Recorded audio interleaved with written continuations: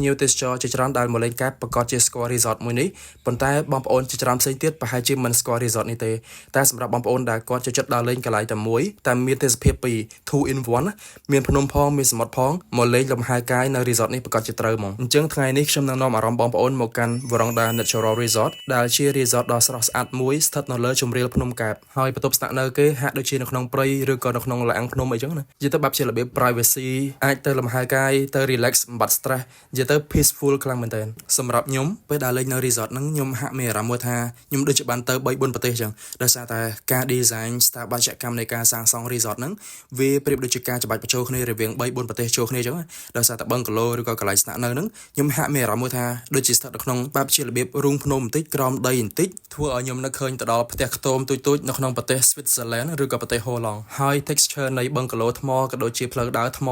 ហើយនៅខាងក្រោមគឺជាទេសភាពសមុទ្រហ្នឹងធ្វើឲ្យខ្ញុំនឹកឃើញទៅដល់ vibe ប្រទេសកូរ៉េហ្មងអញ្ចឹងសម្រាប់ខ្ញុំផ្ទាល់ពេលដើរលេងនៅ resort មួយកន្លែងនេះវាទាញអារម្មណ៍ខ្ញុំធ្វើឲ្យខ្ញុំមានអារម្មណ៍មួយថាខ្ញុំដូចបានដើរលេងមួយកន្លែងគឺបានទៅ3 4ប្រទេសចូលគ្នាអញ្ចឹងហើយពេលដែលយើងបានដើរលេងមកជុំទៅយើងឃើញថា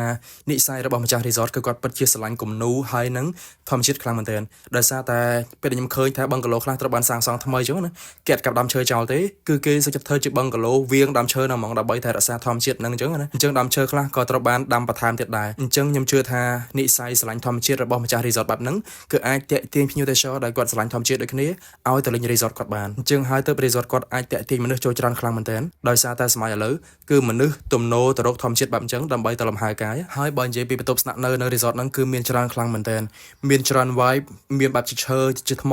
និយាយទៅបំពេញតម្រូវការតាមចំណូលចិត្តរបស់ភ្ញៀវទេសចរដែរអញ្ចឹងណាហើយតម្លៃបន្ទប់ហ្នឹងក៏វាខុសគ្នាដែរទៅតាមទីតាំងក៏ដូចជាទំហំបន្ទប់ហើយសម្រាប់បន្ទប់ខ្លះវានៅបែបសេរីទាបតាមជម្រាលភ្នំហើយបន្ទប់ខ្លះនៅសេរីខ្ពស់អាចឃើញទេសភាពសមុទ្របានអញ្ចឹងណាហើយសម្រាប់បន្ទប់ដែលខ្ញុំថតជូនបងប្អូនមើលហ្នឹងគឺនៅខាងលិចគឺជាទេសភាពថ្ងៃលិចហើយនៅខាងត្បូងហ្នឹងគឺជាទេសភាពបែបសេរីមានភ្នំហើយនៅមានសមុទ្រដែរនិយាយទៅពីរទិសពីរជ្រុងហ្មងអញ្ចឹងសម្រាប់បន្ទប់ដែលមានទេសភាពពិសេសអញ្ចឹងតម្លៃវាក៏ពិសេសតាមនោះដែរអញ្ចឹងហើយនៅខាងនេះវិញគឺជាលក្ខណៈគ្រួសារធំហ្មងអញ្ចឹងភ្ញៀវទេសចរដែលគាត់ទៅជាលក្ខណៈមនុស្សច្រើនអញ្ចឹងគាត់អាចស្នាក់នៅក្នុងអគារហ្នឹងមួយហ្នឹងគឺមាន2 3បន្ទប់ក្បាលគ្នាអញ្ចឹងទៅអញ្ចឹងបងប្អូនខ្លះគាត់ត្រូវការធ្វើ picnic ឬក៏របៀបជា party ជុំគ្នាគឺគាត់អាចស្នាក់នៅហ្នឹងហើយគេមានWarongdaសម្រាប់ធ្វើជាពិធីជប់លៀងនៅហ្នឹងអញ្ចឹងណាអញ្ចឹងដូចខ្ញុំបញ្ជាក់ប្រាប់បងប្អូនពីមុនហ្នឹងថាខ្ញុំទៅ resort មួយកន្លែងនេះគឺខ្ញុំមានអារម្មណ៍មួយថាច្រើន vibe បញ្ចូលគ្នាខ្លាំងមែនទែនអញ្ចឹងបងប្អូនឲ្យគាត់ទៅលេង resort នេះជាលក្ខណៈ personal ក៏បានជាលក្ខណៈគ្រួសារតូចក៏បានគ្រួសារធំក៏បានគឺ resort នេះអាចបំពេញតម្រូវការបងប្អូនគ្រប់លក្ខណៈទាំងអស់ហើយបើបន្ទប់មួយទៀតនៅក្នុងអគារជាមួយគ្នាហ្នឹងខ្ញុំចូលទៅដល់មានអារម្មណ៍មួយថាដូចជាស្ថិតនៅក្នុងប្រទេសជប៉ុនវិញដោយសារតែ